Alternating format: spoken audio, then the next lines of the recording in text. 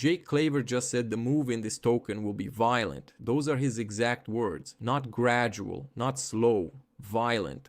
And if you watched our last video on his $10,000 prediction, you need to hear what he said next. Because his thesis has actually gotten more specific and more interesting since then. Let me walk you through exactly what he is saying, why the mechanism behind it actually makes sense, and where he is still getting it wrong. Here is the core of his updated argument. Claver says the price of this token has been artificially held down by institutions buying through over-the-counter desks and dark pools, private markets that operate completely off the public exchanges. In plain English, that means the big buyers have been getting in quietly away from the order books you and I can see, which is why the price has not reflected the demand. Here is where the violent move thesis comes from. Once those private desks and dark pools run out of supply, the institutional buying shifts to public exchanges. And when that happens, it does not gradually push the price up. It hits all at once against a constricted supply, and the price gaps up fast. We actually already saw a preview of this. Claver points to a moment where this token briefly hit $90 to $100 on Upbit and Kraken simultaneously for a very short window when there simply was not enough supply on those exchanges to meet demand. That was a tiny version of what he thinks is coming at scale across every exchange at the same time. That is the violent move, not a rally, a gap, a repricing. His short-term target is $8 to $25, which he says is reasonable just from the market mechanics of that depletion alone. That would be a 7 to 20 times move from where we are sitting right now. And then the longer term numbers get extreme. He has floated $750 to $2,500 by end of 2026 in separate scenarios. And in his most aggressive call, he has said $1 million per token over 10 years, tied to full tokenization of the global economy, artificial intelligence payments, and what he calls multiplanetary expansion. Now let me be straight with you about which parts of this hold up and which parts do not. The over-the-counter and dark pool argument is real and worth taking seriously. Large institutions do buy through private desks, specifically to avoid moving the public price before they are fully positioned. That is not a conspiracy theory.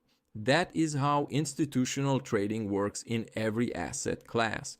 The fact that ETF inflows have crossed $1 billion while the price has barely moved is actually consistent with this explanation.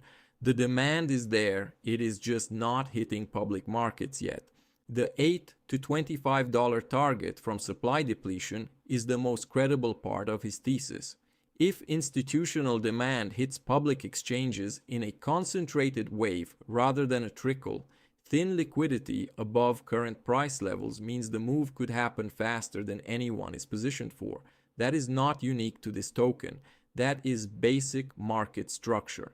Where it gets harder to defend is the $750 to $2,500 end of year call. For this token to reach $750, its market cap would need to exceed $45 trillion, roughly twice the current global GDP. That number requires you to believe in a complete restructuring of the global financial system happening within 6 months. That is not impossible in some distant future scenario, but putting a December 2026 date on it is where the credibility starts to break down.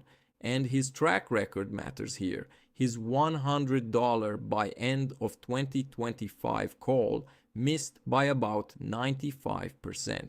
He has maintained every prediction publicly and never walked one back. Pharaoh X33, one of the most respected voices in this community, responded directly to his latest calls and said he would love to see them come true but does not believe they will, and suggested the community focus on more realistic step-by-step targets instead.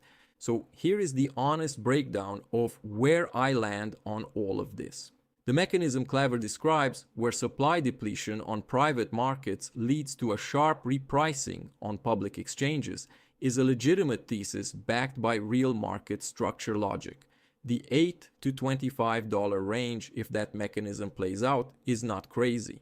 We have seen smaller versions of that dynamic already on individual exchanges.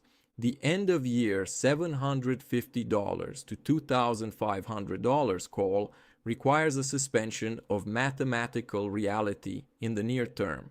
It is a long-term scenario being dressed up as a 2026 prediction, and that is where you have to apply your own judgment.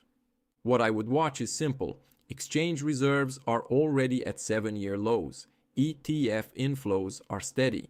If Bitcoin stabilizes and the Clarity Act gets a Senate vote, those are the two triggers that could actually start draining the private supply Claver is talking about and push buying onto public markets.